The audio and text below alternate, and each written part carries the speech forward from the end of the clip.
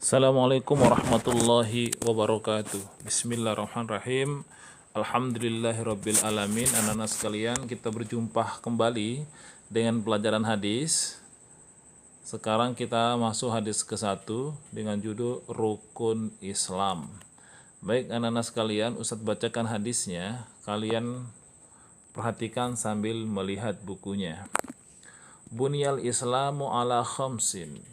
Buniyal Islamu ala khamsin.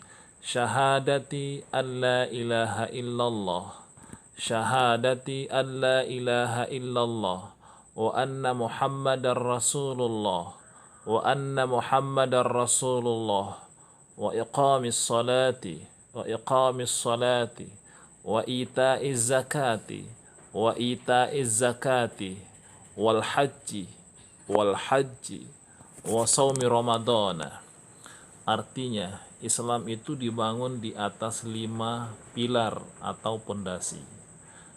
Bersaksi bahwa tiada Tuhan kecuali hanya Allah, dan sesungguhnya Muhammad itu utusan Allah. Mendirikan sholat, mengeluarkan zakat, menunaikan haji, dan menjalankan puasa di bulan Ramadan. Hadis riwayat Bukhari. Baik, Ustadz ulangi lagi. Buniyal Islamu ala khamsin. Syahadati an la ilaha illallah, wa anna muhammadar rasulullah, wa iqamis salati, wa ita'iz zakati, wal hajji, wa saumi ramadana. Artinya, Islam dibangun di atas 5 pilar.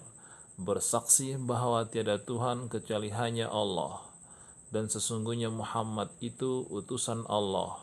Mendirikan sholat, mengeluarkan zakat, menunaikan haji, dan menjalankan puasa di bulan Ramadan.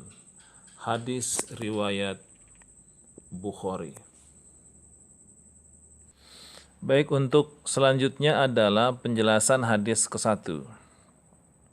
Hadis ke-1 ini untuk kelas 3 penjelasannya cukup banyak ya, dan kalian bisa membaca sendiri penjelasannya. Ya, sudah jelas di sini dan sudah lengkap. Ada rukun Islam berapa, kemudian sholat sunnah, kemudian ada sholat wajib, kemudian ada sholat rawatib dan lain sebagainya. Kalian bisa membaca dengan baik, dan kalau